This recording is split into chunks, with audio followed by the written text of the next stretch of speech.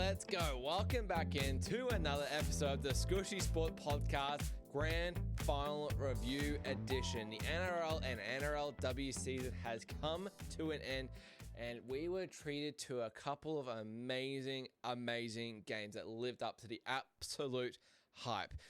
We both know the results of, we all know the results of what's happened. We'll start with the NRL. I'm going to get straight into it. Before I actually get into it, appreciate all the love that I get. Posted some reels over the weekends, posted some really good stories and sort of just videos and wanting your opinions and things, that sort of thing. Got some really good comments about some stuff. Having like a 2-week break between, prelim finals and NRL grand final. Lukey Metcalf, I thought he would have won the Dally M if he stayed injury free. Obviously, shit happens. Massive shout out to James Tedesco. Congratulations to him. But guys, if you like the content, you like what you see, give it a massive like and subscribe. Give it a comment, follow, let people know.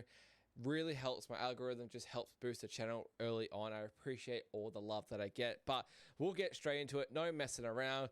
Start with the NRL, and obviously the Brisbane Broncos have broken their 19-year drought, beating the Melbourne Storm 26-22 in the grand final. What an unbelievable game of rugby league to finish off the year.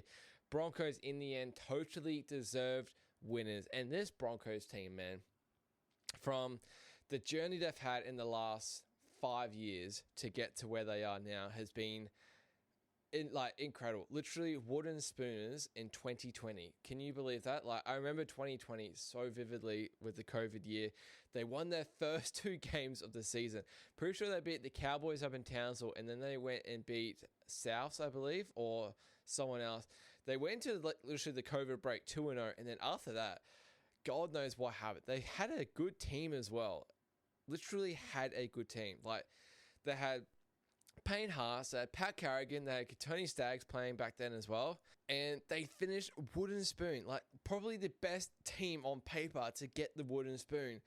It was just amazing to see in a shocking way, because it was so unbelievable that this team, with all these stars, yes, they were up and coming, but Corey Pakes was there as well, but for them to get a wooden spoon back then was just crazy scenes. I'll never forget, I was at the last ever game of that year for the Broncos, where they're playing the Cowboys at home to win and avoid the wooden spoon, and they got towed up, and the crowd was just in shock. This Brisbane Broncos team, who was such a powerhouse in the 90s, such a powerhouse in the 2000s, even throughout the whole 2010s with Lockyer and all that sort of things, they were still amongst the top 8. And for this team to go such down a hole and be in 2020, get the wooden spoon. 2023, they make the grand final, and then, or even 2022, they were literally hunting for the top 8 and completely choked it away. 2023, they make the grand final. Awesome. They were literally not a shoo-in, but they were literally up 24-8 against the Penrith Panthers. Lose 26-24 and have that heartbreak. And for them to muster up the courage and then come back, Pat Carrigan's still there, Payne Haas is still there, to get Ben Hunt back, Tony Staggs is still there, Corey Pakes has had a resurgence. There's just so many storylines in this Brisbane Broncos team. In 2025, they kicked off their year, they put 50 on the Roosters. They looked hot, and then mid-year they just sort of struggled a little bit. Didn't look like they sort of were adapting to what Madge wanted to do with them. But after that origin period, they just turned up a new level. It was crazy to see. To go to potentially missing the 8 to, okay, they're going to make the 8 now. Oh, okay, there's a chance they can make top 4. They beat the Storm in the last round to make the top 4. Go down and play the Mining Premiers down in Canberra. They had lost at full time. Literally, the whistle had blown for full time. They had lost. Stuff happens. They get a penalty goal. They win that in extra time down in Canberra. Get the week off. They were down a half. They were down by, what was it? They were down by 16 with 15 minutes to go or something absurd.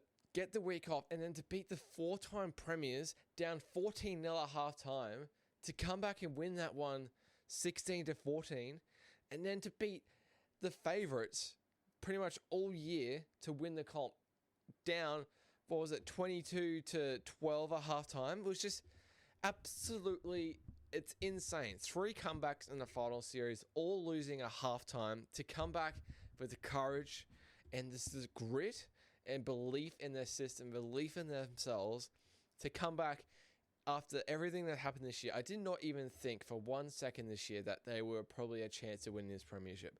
And they have pulled it out, and they fully deserve it. Just in so many incredible stories.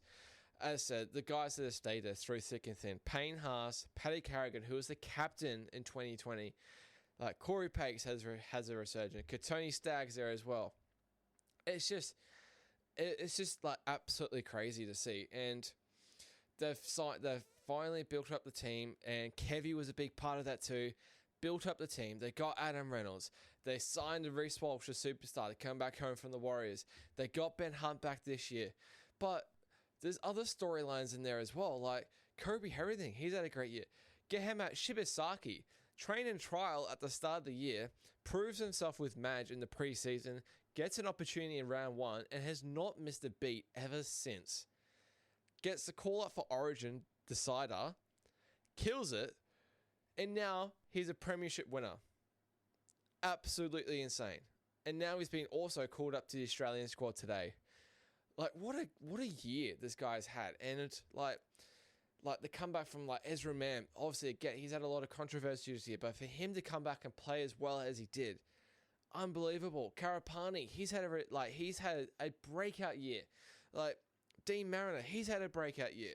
Just so many awesome storylines like within this team. It's just like Jack Krzyzewski. Again, he didn't play the grand final, but he wasn't in line like when we were talking a year ago what this Broncos team would look like next year. He was nowhere near it. He got a chance in round 1, and he's taken it with both hands. Again, he was injured for the grand final, but played such a pivotal role for this team. Putting Paddy Carrigan in the front row, and then later in the year deciding he needs to go back to 13. It was just absolutely immense. For them to lose Adam Reynolds and Ezra Mam and Selwyn Cobbo in the same game, what was it, 5-6 weeks ago, against the Storm in Melbourne as well, their season looked done. They were playing Billy Walters and Ben Hunt in the halves. They were playing Corey Pakes consistently at 9. It was just like they were gone, but they haven't lost a game since that happened. They have not lost a game. It's just incredible. And where I got to start with that, it all starts with the top, in my opinion. Pretty much 1 year ago today, the Broncos decided to give the sack to Kevy Walters, which is harsh. But in this Brisbane Broncos team, a team that's full of legends in the past, full of this like powerhouse team, and then pretty much being the dominant team in the state of Queensland, which is like the home of rugby league, like where pretty good is not good enough. You have to be a top standard. Your expectation every single year is at least to finish top 4, in my opinion.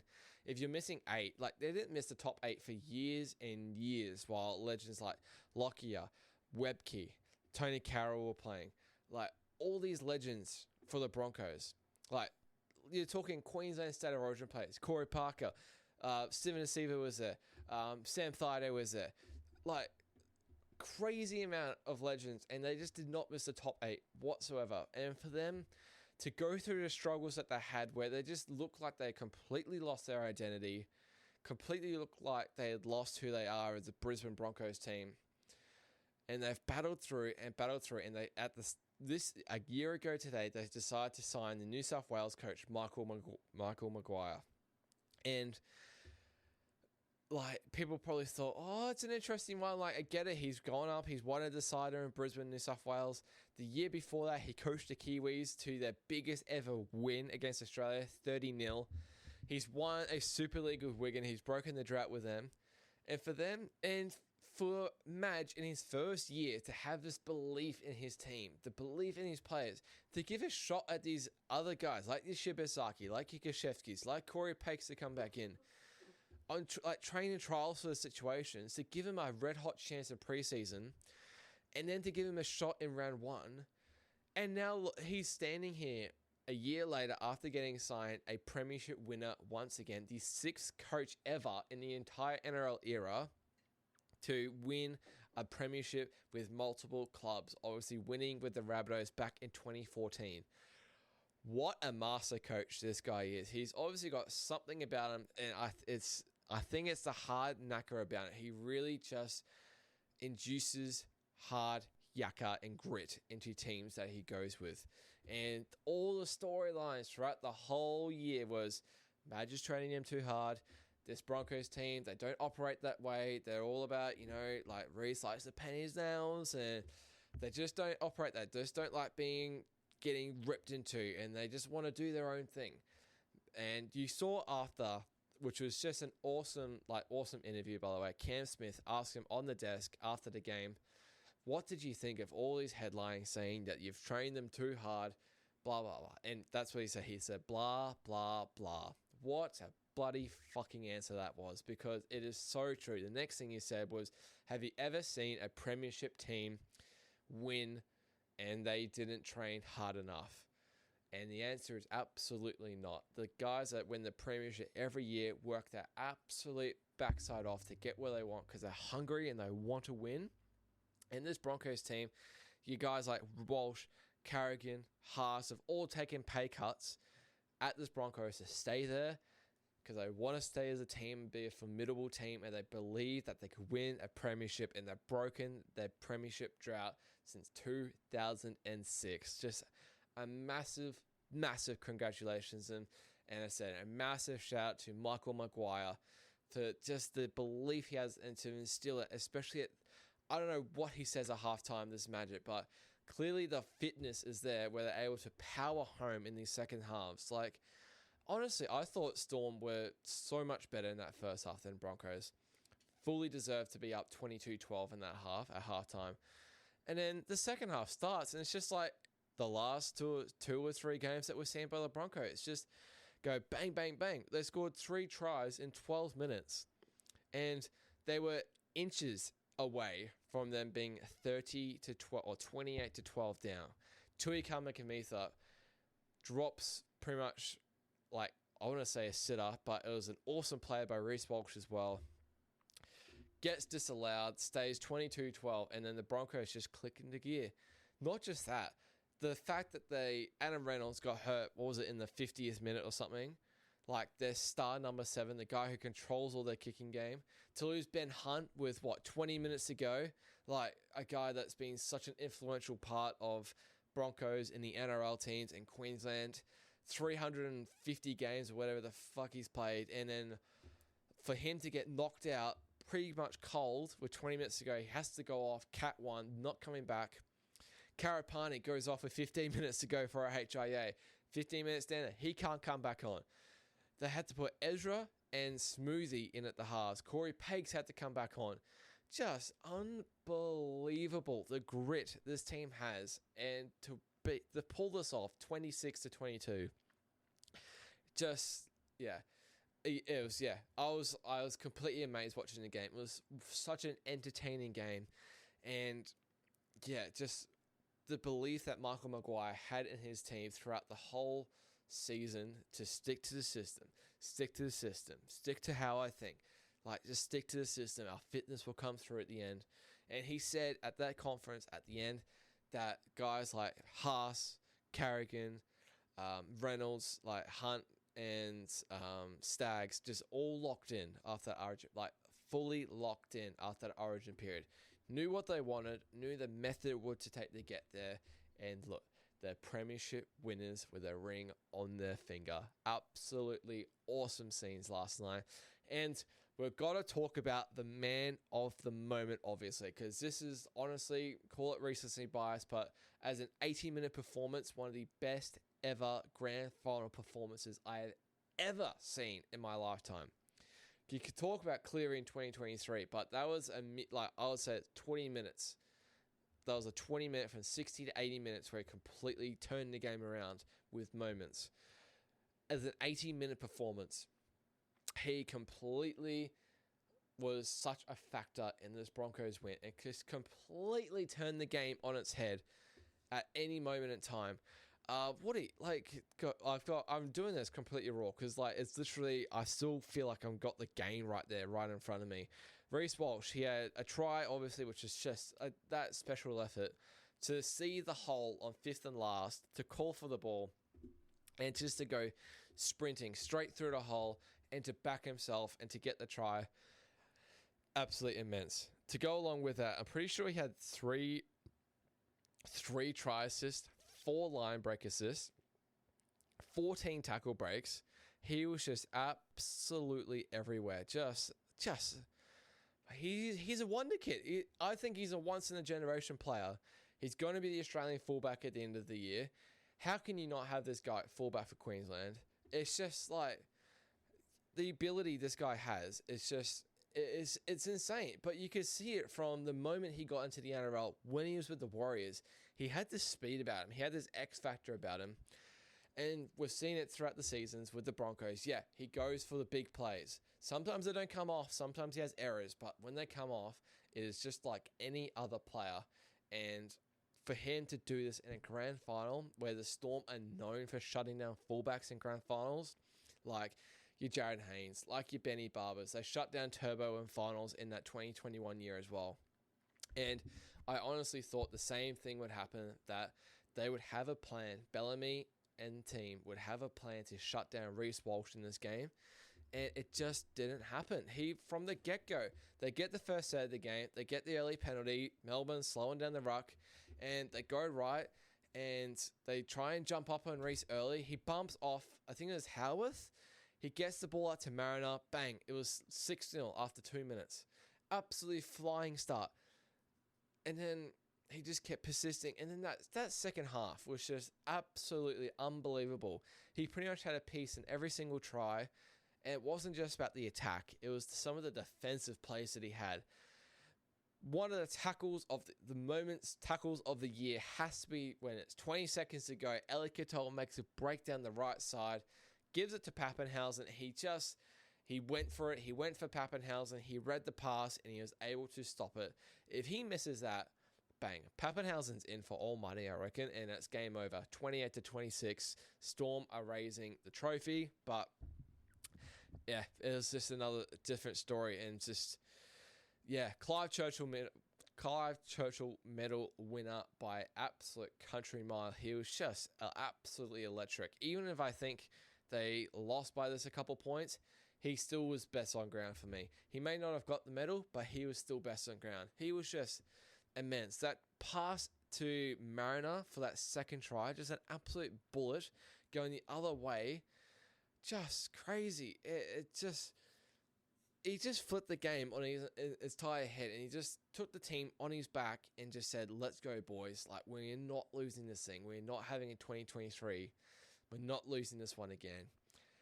It's just mind-boggling. It's just the grit of this team to come back from 3 finals games, losing at halftime by over double digits, where they're underdogs in every single one.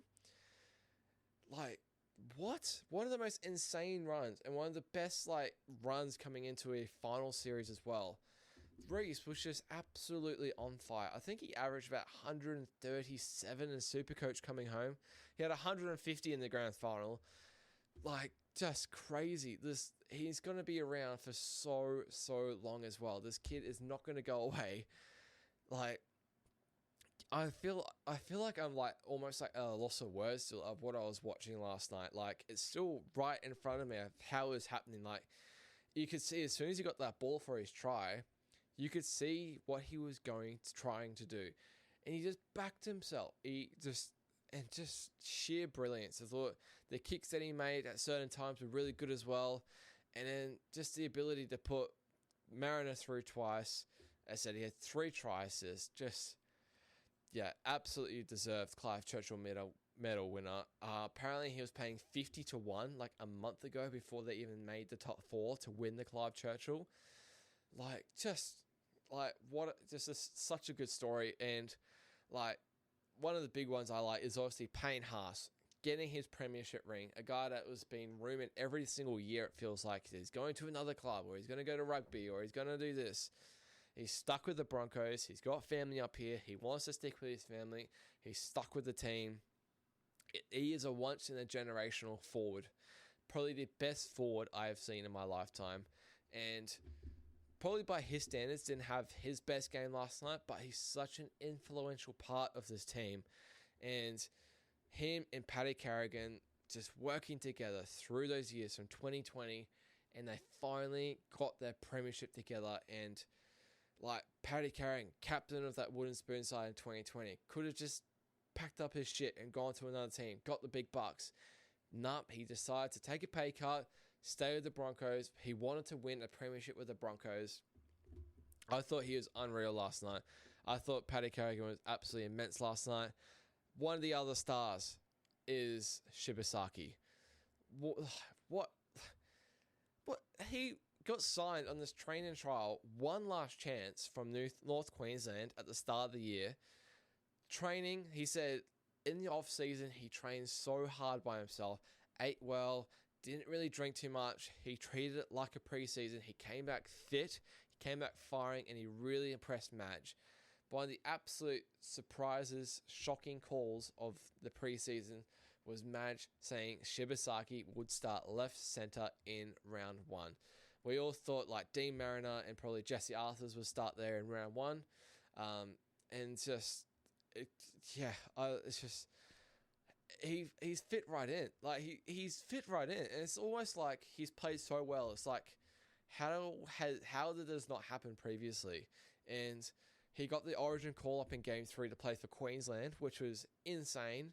Played a really solid game. For him to score 2 tries in the grand final, if I said last year, 1 year ago, that Shibasaki would be scoring a double in a grand final, I would have laughed in your face. I would have called you an idiot. I would have said, what the hell are you talking about? Like, this guy, he hasn't hardly played NRL for years, and now you're expecting him to score a double in a grand final? But, like, he had the 2 tries. He had 199 meters, which is the second most meterage for the Broncos in that game there. He had 3 line breaks, 9 tackle breaks as well. Just, like, 2 offloads in there as well. Crazy. This team, man, this all combined together, like, really good young talent and just these immense players that bring it all together. Dean Mariner, he scored a double as well. 217 meters. 66 post contact. 2 line breaks in there as well. 7 tackle breaks. Like, but as I said, it was all around Reece Walsh. And for him to control that game, I thought when Reynolds went off, Hunt went off, they just managed it really well. But always a big criticism of him, I believe, is his defense, and his defense was absolutely A+ last night. What did he have? How many tackles did he have? He made 4 tackles, it says, but God, I feel like those 4 were absolutely huge. I said that, like, if that goes down that it says 2 missed tackles, if one of those is that Pappenhausen one at the end, it's completely fine. It's some of the defensive efforts he had. It was an unbelievable game. Absolutely, amazing. And like, for your halfback and for Hunt to go off, like Reynolds to go off, Hunt to go off with 20 minutes to go, Reynolds went off in the 50th minute, you're probably thinking this team is meant to try and score tries and hold us on without their halves, the starting halves that they've had pretty much most of the year. And they bloody pull it off with Ezra coming back into the halves. They put Tyson Smoothy. He is either a lock or he's a dummy half to put him at 7. And they bloody pulled it off. It was just it's such a good story, honestly. I said, from where they were 5 years ago, winning the getting the wooden spoon, especially at their home stadium against Cowboys, their other state rival. It was the absolute lowest of the lows for them. Absolute lowest of the lows. Seabold were coaching. It was the absolute lowest of the lows for the Broncos. And they've made some key signings, but the young guns have absolutely come through. Jordan Ricky, I thought he was really good last night. But I don't think there was any downsides to this Broncos team last night. They all just played their part to an absolute T. But Reece Walsh was the absolute standout, just a game breaker. It was absolutely awesome to see. I don't even know what else I can really say. It was just, it was such, just absolutely crazy scenes. Really, I said, really good for Payne Haas to get that on. Paddy Carrigan getting his first one as well. But just, all Madge as well. And they did it. They broke the 19-year drought. And, it was, crazy. I feel like it's still a loss of words. I don't know what to say. They fully deserved it. I did not think a month ago, 2 months ago, 3 months ago that they'd be in this position. But they are, and they fully deserve it. Talk about the game for a little bit in terms of the actual game flow. Holy points fest in this first half. And I get it, it's probably a couple bad missed tackles. I thought the attack in this game was absolutely insane. Clearly the top two best teams attack-wise and seemed like the top two defenses in that second half too. As I said, the game got off to a cracking start. Dean Mariner crosses over in the second minute. And then Storm just did what they did. They didn't let it panic them or anything like that. They bounced back straight away with their first set, literally their first set. Nick Meaney runs a beautiful line for a try. Then they just kept dominating. And then Jerome Hughes puts in a kick for Will Warbrick. Oh, sorry, not Will Warbrick. For Eli Katoa. He goes in. All of a sudden, it was 12-6, just like that, within the space of 5 minutes. And then 8 minutes later, Will Warbrick, he goes in on the right corner. It was 16-6, just like that. And then Reece Walsh, he had his moment in the 30th minute. And then just before halftime, Jerome Hughes with a brilliant solo try. Just backed himself, stepped inside. I think he stepped Carrigan and I think he stepped Walsh under the sticks. It was 22-12 at that point. And I dead set thought it's going to take a monumental effort for the Broncos to come back. Storm with a premiership winning coach like Bellamy, with Pappenhausen, with Munster, with Hughes, with Harry Grant. You've got 3 internationals there. And Pappenhausen's no slouch whatsoever. He's probably just been unlucky to not make State of Origin before and being international. But just superstars all over the field. You got Coates, Nick Meaney was playing out of his ass. Eli Katoa, arguably the best edge rower in the comp. He was awesome. And they all the momentum completely switched. As soon as Kamikamica dropped that ball, I don't know what happened to the Broncos. They just absolutely flicked the switch and they turned it on. And just some pure good bloody rugby league. But just the Storm were I thought they were pretty disappointing that second half. And he said a lot of stuff during the week, but Stefano Utoikamanu, I've given him a lot of praise in this final series and since the Origin period, how good he has been, how improved he has been. He was immense in that prelim, I thought, against the Sharkies. I thought he was so good against the Doggies as well. Really been putting in some good efforts, making some really good runs. He talked the talk. He did not walk the walk whatsoever. I thought he was really disappointing. What did he do? He played 56 minutes, which is a really good stint in the grand final. But if you're going to play 56 minutes and just have 10 runs for 99 meters, come on, man, you've got to back it up. 28 post contact. That's eight hit ups. How many tackles did he make? 32 tackles and 4 missed. I think last week when we chatted about this, he made close to 40 tackles, but 0 missed tackles. You look at a guy like Harry Grant, he made 45 tackles with 2 missed tackles. But, man, just a lot of missed tackles throughout this whole Storm team, which is really surprising. They absolutely cooked that Melbourne right edge, or Melbourne left edge on defense, sorry. Nick Meaney, he had 8 missed tackles. Eli Katoa, he had 7 missed tackles. You just don't see that stuff generally from the Storm, and it was quite surprising to see, if I'm being completely honest. They clearly had a tactic to go at Nick Meaney a lot of this game as well. He was forced to make 20 tackles. As I said, he missed 8 of them as well. Just under a 69% percent tackle efficiency. I get Nick Meaney was awesome attack-wise, but defense-wise, yeah, just slipped off a couple tackles. But even then, out of their own half, like Warbrick and Pappenhausen, I thought were kind of the standouts in this team somewhat. I thought Pappenhausen, he kind of had his moments but on defense, but I don't know, it was very up and down. He was my pick pre-game for Clive Churchill. I thought he could win a second one. He won it in 2020, and I thought he was going to really come out hot. I thought he was definitely going to score a try. I thought he was going to make a huge, huge difference to this game, and I thought all the talk's been at Reece Walsh, but no, I'm going the other fullback. I think Pappenhausen, he's going to have a huge game. He ran for 235 meters, don't get me wrong, but he just sort of lacked that little bit of finishing touches when it mattered. I thought Wal Warbrick was really good in this game for the Storm. He had 19 runs, 189 meters in this one, 60 post contact, 2 line breaks in that one there, 6 tackle breaks. I did think he was really solid in this game, honestly. Munster, I thought he really did put in, obviously going to put in for a grand final, but he did really try his hardest. Did he have any try assists? I'm sure he did. Where are we? Anyway, I can't quite find it. Sorry. No, he didn't have a try assist. That is really surprising. He ran for 114 meters off 13 runs. Like, he had 190 meters last week, I believe, from about 20 runs. So didn't run the ball as much. Jerome Hughes, I get it. He was still playing with that like fractured wrist, but he scored that awesome try, but probably didn't have the most effect. Obviously, probably the best standout for the Storm was definitely Eli Katoa.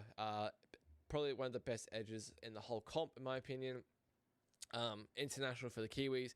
He obviously scored a try. He had 16 runs, 172 meters. He obviously had that line break as well. Literally in the last minute, which potentially could have been the premiership winning try. He had a line break assist. He had a try assist as well. He had 7 tackle breaks. He was pretty much at his best, I think. I know defensively he probably didn't have his best performance, but I thought offensively he was absolutely brilliant. He was running at Piakura most of the night, and Piakura was having an absolute handful trying to deal with him.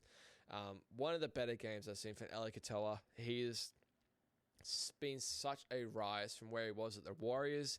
Comes over to the Storm a few years ago and has been just a standout. One of the absolute standouts. Now Dally M, second row of the year as well, which is awesome to see. I thought this guy always puts in the hard yards. I get it. He had a sin bin. Trent Loiero, what did he make? He had 48 tackles for 3 missed tackles as well. Really good efficiency there. He had that little bit of a hot head moment at the end, but he had to try and make a moment. I'm not fussed about that. If we're going to talk about the sin bins, though, I'm going to talk about the non-sin bins. And what I thought was a big turning point in this first half was Coates makes a break down the left side, steps back inside, and Reece Walsh, clearly as day, in my opinion, leads with the shoulder straight to the head. As far as I know, as far as I've been watching NRL for the last 20 years of my life, and definitely this year, anything to do with shoulder contact to the head is an automatic 10 minutes in the bin, like without a shadow of a doubt. And to him just to get put on a report for that, I was like very, very questionable. In the second half, 10 minutes to go, Piakura puts a late hit on Pappenhausen, completely unnecessary. Again, just a penalty, like wasn't in the bin or anything. I thought the Storm were a little bit hard done by there. I get it. It's a grand final. Let the boys play. But if you're going to do that and then let Trent Loiero get sin-binned, yeah, it was like a little bit of a hit and miss for me there. I did think there were a few sort of penalties blown in this game here. How many penalties were blown in this game? We had... Storm had 11 errors. So we had 11 penalties in this game. Okay, not too bad. 7 6-agains. Yeah. 11 is probably like the maximum I want to see in a grand final. Wow, Broncos conceded more penalties and they still won the bloody game. And Storm had more 6-agains. The key factor is the Storm had 11 errors. You just don't see that with the Storm too often. Generally, if you're going to win a grand final, you're going to have to complete at least 80%. I get it, they completed 80%, but the Broncos completed 85%. So, like, they were just handling the ball a little bit better in the end. Possession was very even. Overall meters was very even. Like, line breaks was 8-6. The big one was 51-38 tackle breaks. That's meaning Storm had 51 missed tackles, which I want to know how many of them were in the second half. It would have made a bloody shitload, in my opinion, because Jay was looking like they were running downhill. Stags was starting to sort of tune in as well. Just like Pat Carrigan, like 47 tackles for him. Did he play the whole 80? He did play the whole 80 at lock. What an effort, man. 16 runs, 138 meters. As I said, he had 47 for one missed tackle. Corey Jensen, 29 tackles, one missed tackle. Payne Haas, 23 tackles, one missed tackle. A big moment as well. Payne Haas only played 53 minutes in this game. He played 80 minutes last week in a prelim. He got brought off like after 30 minutes or so, I believe, which I was like, okay, that's interesting. I don't even know he's had a break in the first half this year. He didn't come back on until like the 50th, 60th minute around there. Just to have fresh legs, a guy like Payne Haas, a once-in-a-generation forward/player, to him have that impact. I get he didn't have his best game in the world by any means. I still thought he was such an impact on this team, but another guy, Ezra Mam, off the bench. He came on in the first half. He was awesome, I thought. Looked like he hasn't hardly missed a beat whatsoever. He was obviously awesome in the grand final 2 years ago, and I thought he was awesome in this game as well. Did he? I'm sure he had a try assist. He had 2 line break assists. He did have a try assist. I think one of them was to Shibasaki. Like, in 50 minutes, how many minutes did he play? Yeah, he played 49 minutes. He had 12 runs for 90 meters. So you look at Munster, what he did in 80 minutes. They had the same amount of runs, which that was a big telling point for me. 6 tackle breaks for Ezra in 50 minutes. God, he played good. He had some really good, strong defensive effort as well. Katoni Staggs and Dean Mariner at the end as well. 2 minutes to have that tackle on Coates. I thought that was immense as well. But yeah, just crazy all round. I'm still in disbelief how good that bloody game at rugby league was. Just the atmosphere was crazy. I've heard it was literally like 8 out of 10 people were Broncos fans there. Like a Broncos home game, they travelled all the way down. They travelled all the way up from Brisbane down to Sydney. I know flights were literally like 600 each one way. It's just they just still turn out, and it's just crazy. These Broncos fans, how much passion they have. They absolutely blew the roof off Suncorp the week before against the Panthers, but yeah, what an unbelievable effort by the Brisbane Broncos, your 2025 NRL Premiership champions, your premiers for the year. After all the year we've had, 27 rounds, origin period, and then they sneak in the top 4, and they knock off the minor premiers, they knock off the 4-time premiers, and then they knock off the premiership favourites in the grand final, all down at halftime by like double digits or something absurd. At one point, they're all double digits down. And yeah, absolutely crazy. So massive shout out to the Brisbane Broncos. Congratulations to them. They will be looking to go back-to-back next year. Next year shapes up to be a cracking year. The Panthers resurgence. Storm going for 3 grand finals in a row. Probably Bellamy's last year as head coach as well.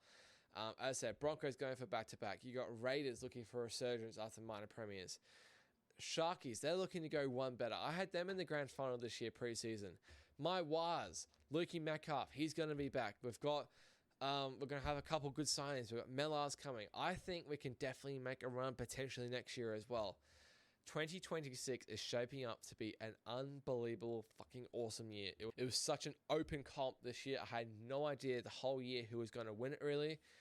I honestly thought during the prelims it was going to be Storm Penrith once again. Broncos knock off the 4-time premiers, and then they knock off the premiership favourites. It was just crazy. Absolutely insane. It's just, I keep looking at the scoreline, just like, what a bloody game that was. And I haven't watched the replay or anything. I just sat at home and watched it and just really took it in and just watched the spectacle like that. And as an 80-minute game goes on, it was one of the better games I've seen for a grand final as well. Wasn't just like moments here and there. It felt like all game I was on the edge of my seat as a neutral as well. As a neutral, like I wasn't going for anyone, and I was on the edge of my seat. It was just such good rugby league going on. I'm gonna bloody miss it during the off season. We've also got the Ashes coming up. We've also got the internationals like the Pacific Championships coming up as well. I'll be doing my best to preview them and also review them as well. The Australian squad did get named today as well. So let's go through that Australian squad right now that has been named as of today. So this is a 23-man squad that is heading over to England for the Ashes to play 3 matches against, I believe it's England. It's not Great Britain anymore. I believe Isaiah Yeo, his captain. Kevin Walters is the coach. All right, from alphabetical order, I'll just wrap them off as quick as I can. Blake Brayley deserved from the Sharkies. Patrick Carrigan, Nathan Cleary, Xavier Coates, Lindsay Collins, Ruben Cotter, Angus Crichton, Tom Dearden, Dylan Edwards, Tino Fa'asuamaleaui, Harry Grant, also vice captain, Keon Koloamatangi, Zach Lomax, which is interesting. Rumours of him going to Rugby 360 in Saudi Arabia. Mitchell Moses, Cameron Munster, Mark Nwanganitawase, who is heading back to Union in 2027 as well. Jacob Preston getting a debut, which is awesome to see. Story of the year, Gehemat Shibasaki getting his debut.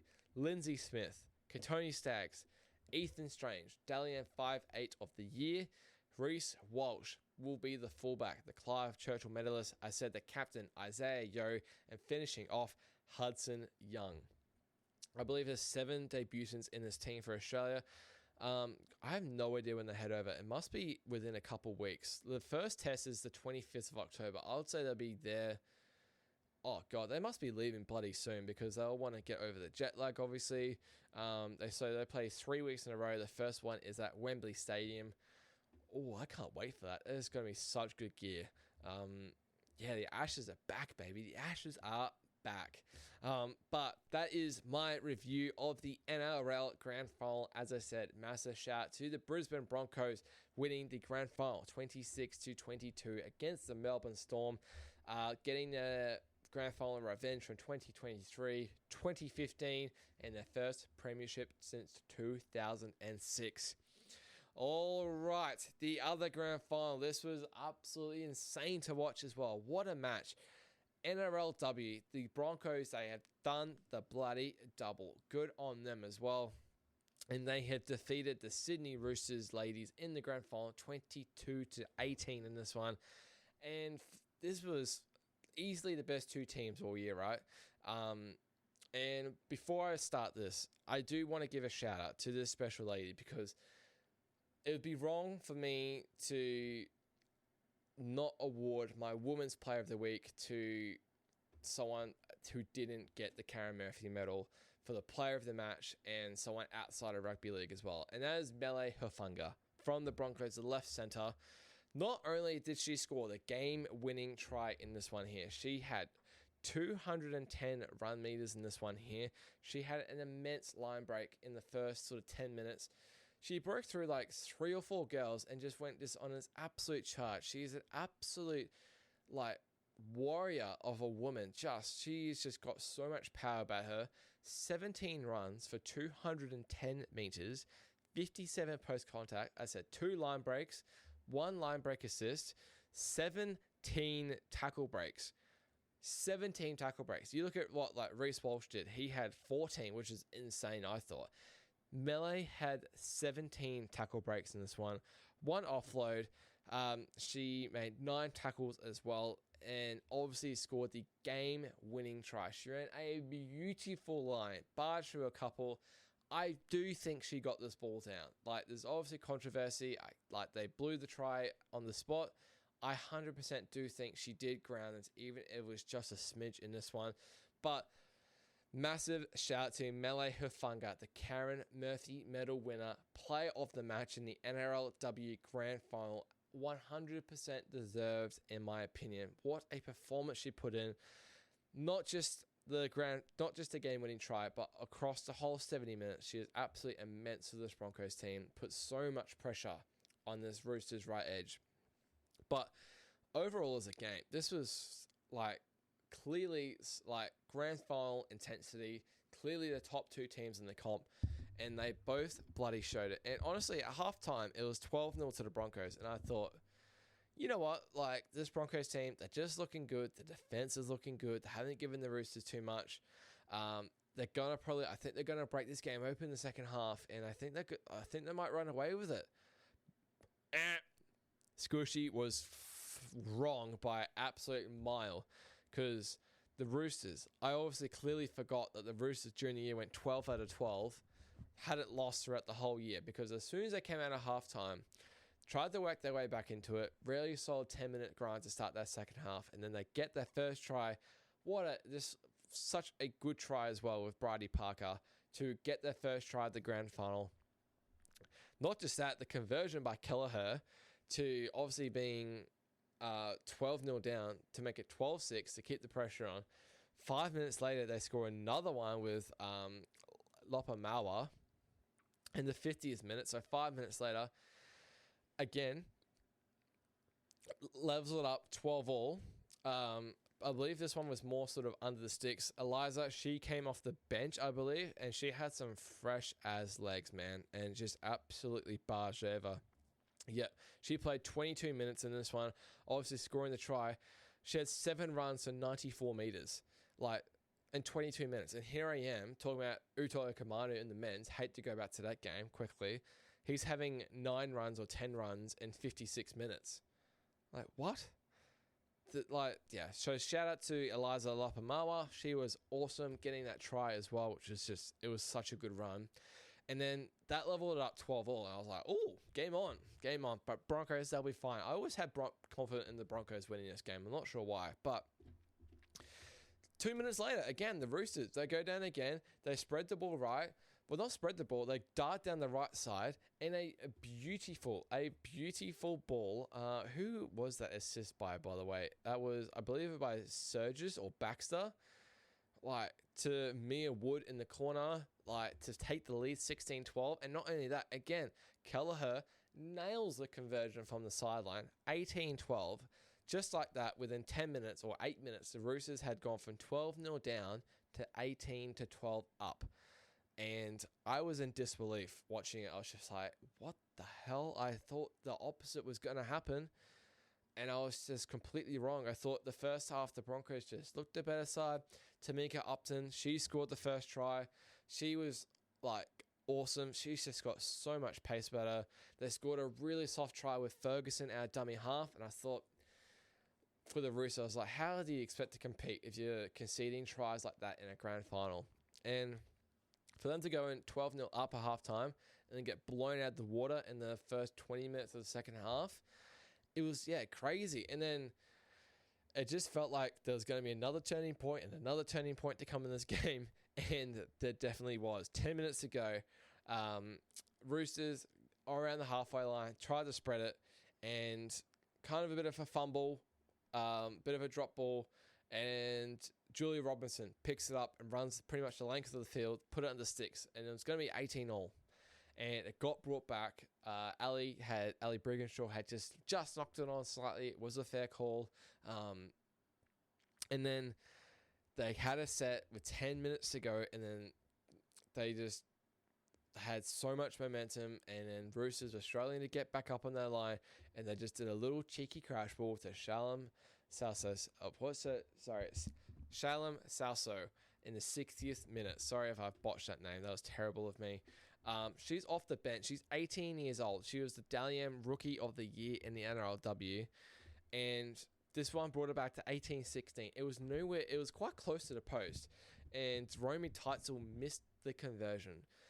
And it was kind of one of those things that sort of similar to the Broncos with Walsh missing a couple kicks last week, that if it was 18-all, I feel like the last 10 minutes would have been quite, obviously, a lot more intense, but a lot more sort of in the middle, not too many risks being played.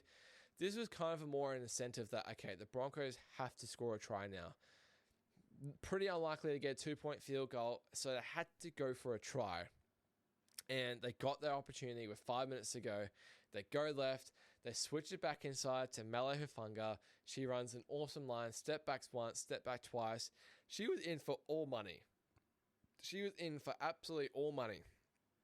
And just an awesome defense that so close to holding her up. Just her momentum just got the ball down. And that managed to take the lead for the Broncos there. 20-18, and then Brianna Clark, she switched kicking with Romy Teitzel, the front rower. She nailed the kick. It was 22-18, and they managed to hold on in the last 5 minutes in this game. There was a bit of a biff after this game as well, like after the full-time whistle, which was really sort of interesting to see. Roosters side, she was my women's player of the week last week. She was the man of the match last year in the grand final, and that is Olivia Koenig. She is just an absolute warrior for this Roosters team. She played all 70 minutes at lock once again. 21 runs for 187 meters. Are you kidding me? 45 post contact, 3 tackle breaks. 2 offloads in there. How many tackles? And 44 tackles. Just incredible. What a performance, like in a losing side. Just putting the absolute workhorse in. Just an incredible performance. That's 44 tackles in 70 minutes. Like Carrigan, he made what we just discussed, 47. He didn't go for 21 runs. He didn't have 187 meters. What a performance. Just crazy. She was definitely a standout for the Roosters in this one. Yeah, I did think the Roosters were a little bit unlucky at points, but for them to go 12 out of 12 in the regular season and the finals and then lose in the grand final gives a bit of 2007 New England Patriots vibes about that one there. Yeah, it was a cracking game. It was a really, really good grand final. And these two teams are obviously the powerhouses of the NRLW, right? And the same thing is happening next year. I believe Broncos are getting another star player in. There's a little bit of talk about how these two teams are the absolute powerhouses, but I get it. Like the one's a major Queensland team, the other is a major New South Wales team. And there's more teams coming into the comp. It would be good to see it more spread out. But for the moment, these two teams absolutely dominate. What do we have? Lauren Dam, she plays 70 minutes on the edge. Just some cracking performances. Brianna Clark in the middle, 19 runs, 175 meters, 70 post-contact meters in there as well. How many tackles did she make? She made 28 tackles in this one. God, just crazy. Keely Joseph, 35 tackles. Just some real standout performances in this one. I thought Julia Robinson, she was obviously up to her usual standards. She made 18 tackles in this one, 17 runs, 186 meters. But yeah, as I said, the star of the show for me was definitely Melo Hufanga. She was an absolute star in this one, just all over the field. Thought Ali Brigginshaw, she had a really solid game. Tamika Upton, 21 runs as well. She is the Dally M Women's Player of the Year. She is immense. She's going to be around for a long, long time as well. She's the Australian fullback. She's the Queensland fullback. She's the Broncos fullback. She will be around for a very, very long time. But massive shout out to these girls in general just for putting on an awesome performance. I believe it was in front of 45,000 people, 46,000 people in front of the Broncos fans as well. Broncos ladies getting the win there. So they got the double, and the scenes were awesome after the game. They had a massive team photo of both squads with 2 trophies. They flew back home this morning on the plane back to Brisbane. They had their fan day at Suncorp Stadium today, which is awesome. I know some of the Broncos boys, they would have been doing it pretty bloody tough. I know I still saw them posting on socials at 6 a.m., 7 a.m. I know they haven't slept. They rocked up in their jerseys, for fuck's sake. They hadn't slept. I don't think they would have slept yet. And they fully deserve it as well. Just an awesome grand final day. They absolutely smashed the viewer ratings. I think the NRL men's had nearly 4.5 million viewers, more than the AFL grand final, more than Origin, the Origin decider, just 30% up over last year. The women's grand final had over 1 million viewers, which is awesome. More viewers than Wallabies and All Blacks in the Bledisloe, on Saturday night, which is a Saturday night with no other sport on, which is so good to see for the women's game. So good to see. It makes me so happy seeing that. These ladies absolutely deserve it, and they absolutely put it on for everyone to see. The NRLW is getting better and better and better every year. The development's getting better. The players are getting better. The overall quality is getting better every single year. I hope there's more money that gets invested. I would love to see the women back in Vegas. I believe they scrapped the game for next year, which is a huge disappointment because NRL completely fucked that up, in my opinion. Putting Australia versus England in Vegas for this one, like Australia won, what was it, like 72-6 or something? Something massive scoreline. If it was Australia, New Zealand, or Queensland, New South Wales, it would be cracking. It would be such a good watch for people in the US, people around the world. These ladies need to be noticed in this one. But that is my review of the NRLW Grand Final. Brisbane Broncos getting the double, men's and women's, but they beat the Roosters 22-18 in this one here. Massive shout out to, obviously, my Warriors boys. They play in the State Cup over the weekend as well. They absolutely towed up the Bears in this one, so I'm just typing on my computer. They won 50-20 in this game. Tanner Boyd, man of the match. He tore this belly defense, an absolute new one. Captained by Kalani Going. They torched the New South Wales Cup this year. They deserve to be in the grand final. They were minor premiers by an absolute country mile. So Tanner Boyd taught him a new one. Jet Cleary, he got an appearance. Tane Torpicki, he was awesome in this game as well. Freddie Lussick was awesome in this game as well.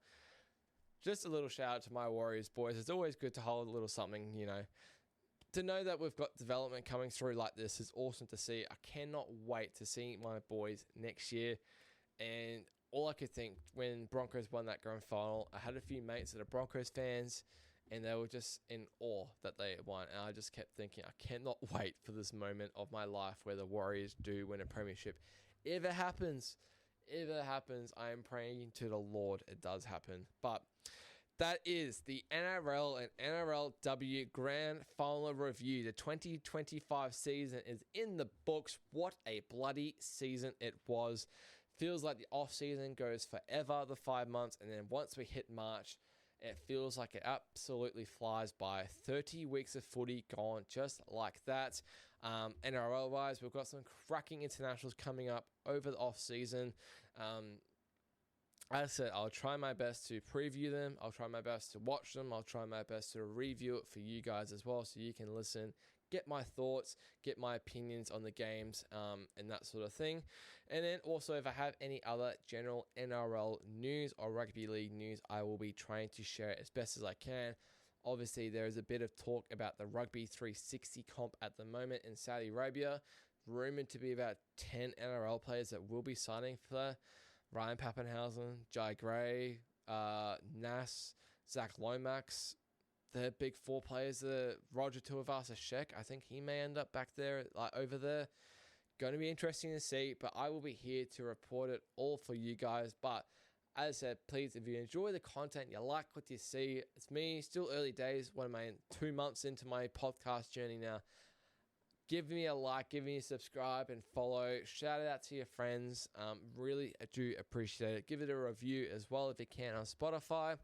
Really just does help everything. Just sort of pick up along in my journey here. I'm around for the long run, baby. You ain't going to be missing me too much. So thank you so much, guys, for tuning in. It has been awesome chatting about the 2 games that happened yesterday. I'm filming this on a Monday night. Just did it straight raw. Didn't write any notes or anything. I just wanted to have my live reaction because it feels still so real in my head exactly what I watched. It was just one of the better grand finals I've seen from a neutral fan perspective. But as I said, this has been Squishy Sports. Thank you so much for watching. I'll see you tomorrow for your sporting news and, of course, Red Zone Report. The NFL season, we're in full swing now. Week 6, we have been killing it the last 2 weeks. I cannot wait. Thank you so much for watching, and cheers.